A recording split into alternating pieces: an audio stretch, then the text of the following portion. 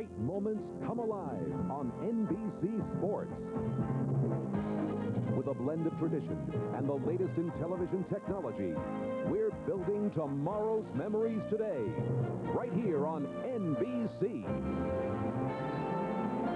Today on NBC, a baseball twin bill, the Los Angeles Dodgers take on the Wizard of Oz and his St. Louis Cardinals. Or Mike Schmidt brings the Philadelphia Phillies into Riverfront Stadium to battle Dave Parker and the Cincinnati Reds. Then the second half of our doubleheader features the Chicago White Sox going against Don Mattingly and his Yankees. Or the Toronto Blue Jays travel west to take on Reggie Jackson and the Western Division leading California Angels. But first, NBC Sports presents Major League Baseball, an inside look, brought to you by Persona Razor Blades and by Armor All. It's the finishing touch every time you wash your car. Good afternoon, everyone. I'm Marv Albert in New York. Welcome to the start of doubleheader baseball here on NBC, and a big day ahead. This a week that had its ups and downs in the world of baseball. On the downside, Kansas City Royals manager Dick Howser, fresh from the victory in Tuesday night's All-Star game, complained of headaches and neck pains. Friday, the shocking news, Howser has a brain tumor and will undergo surgery sometime next week. Coach Mike Ferraro will take over as interim manager. We wish Dick Howser, one of baseball's most popular people, a speedy recovery. Also on the downside, the troubles of Red Sox pitcher Dennis Oil Can Boyd. Last week, the Red Sox suspended him after he went berserk when he wasn't selected as a member of the American League All-Star team. This past Wednesday, police in Boston charged him with assault and battery on a policeman, leading to this scene at Fenway when reporters attempted to question him. Don't foul me. Remember that. The Boston Red Sox have announced that they are continuing the suspension of Dennis Oil Can Boyd until such time as certain issues are clarified to the satisfaction of the Red Sox organization. Period. Boyd was suspended indefinitely and on Thursday agreed to be admitted to a hospital for a comprehensive evaluation, including drug testing. Reportedly, the Red Sox were close to a deal with the Pirates. Boyd for Rick Rhoden, another unhappy pitcher, but the trade fell through. As for the on-the-field activity this past week at Tuesday's All-Star game, it was Fernando Valenzuela matching Hall of Famer Carl Hubbell of the New York Giants. In the 1934 All-Star game, Hubbell struck out 5 in a row. Babe Ruth, Lou Gehrig, followed by Jimmy Fox, Al Simmons, and Joe Cronin. Hubbell went through a murderer's row, all Hall of Famers. Fernando's victims: Don Mattingly, Cal Ripken, Jesse Barfield, Lou Whitaker, and the pitcher Ted Higuera. Not quite the quality of Hubbell, but a brilliant performance by Fernando over 3 innings. And it was Boston's 15-game winner Roger Clemens who took Most Valuable Player honors by throwing 3 perfect innings to pick up the win, with Lou Whitaker of Detroit coming through with the key blow. Here it is, a 2-run home run against Dwight Gooden, who took the loss.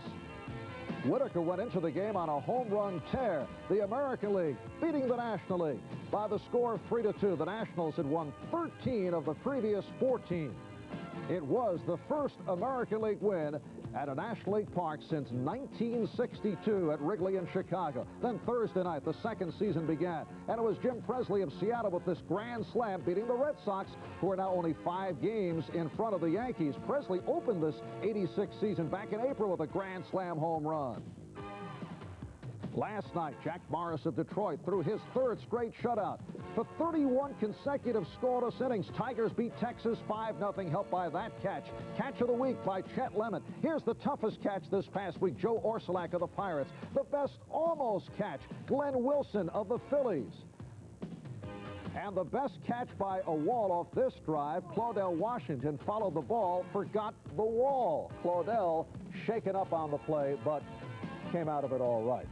Following a couple of weeks of misery, Heisman Trophy winner Bo Jackson is beginning to show some signs as a rookie baseball player. Back to talk with Bo in just a moment. Privileged to announce this year's winner of the Heisman Memorial Trophy. From Auburn University, Bo Jackson.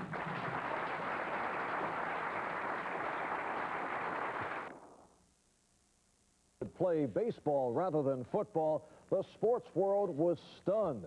At Auburn University, Bo concluded a spectacular career by winning the Heisman Trophy last season. Drafted by Tampa Bay as the overall #1 pick, he appeared to be no question about a future star in the NFL, but he opted for baseball. He had hit .401 as a junior at Auburn. The Royals drafted him, and at Memphis in AA ball, he got off to a horrendous start. Some fans showing some cruelty, tossing footballs onto the field, but Bo has shown signs recently with a home run last Tuesday, and Thursday night he whacked a grand slam that was set to carry 554 feet. Now, Bo is with us from WMC TV in Memphis.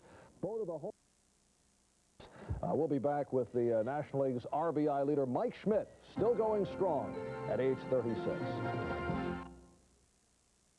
The hot dogs, the pretzels, the peanuts, I say keep them, but why not some nice like breaded veal cut of the sandwiches?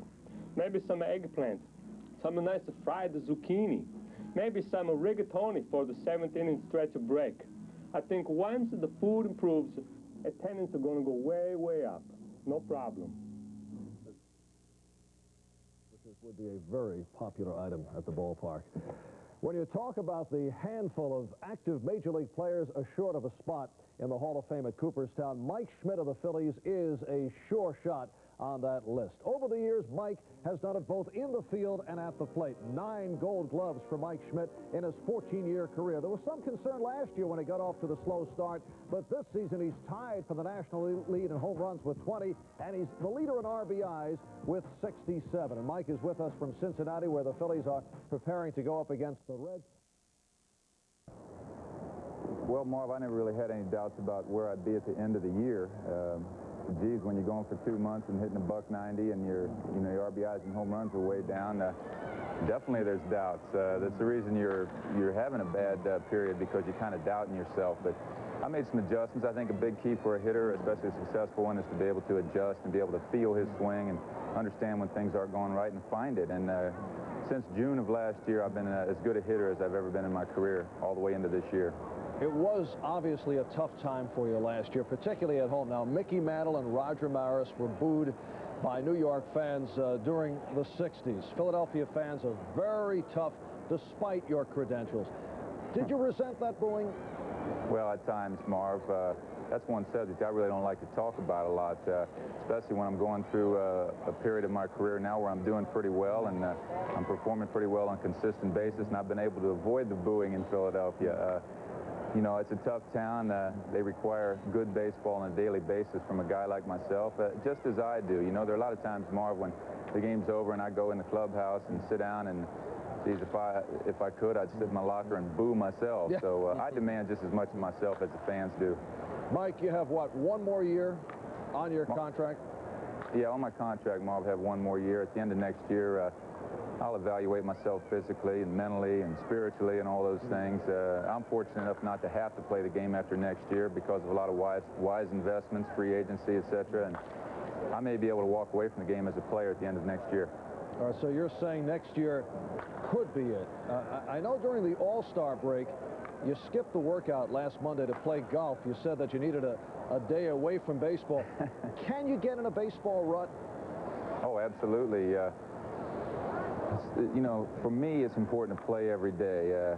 Geez, throughout the course of the season, you get into mental letdowns, periods where your concentration seems to fall off, and that's probably the reason that I've really never been able to be a 300 hitter over the course of the year, because I just can't seem to hold my concentration on a daily basis like, say, a Tony Gwynn or, you know, even Pete Rose in his heyday. That's one of the things that if I ever could have my career over, I would look back and say, look, if I'd have given the concentration 5 at-bats every day, I could have been a 300 hitter.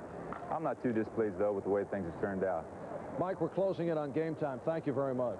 Nice to be with you, Marv. All right, Mike Schmidt of the Phillies. Some of you will see the Phils and the Reds from Cincinnati. Many of you will see the Dodgers and the Cardinals from St. Louis as the first part of our doubleheader. Big day of baseball just ahead. Our Marv Albert in New York. Let's go to the ballpark.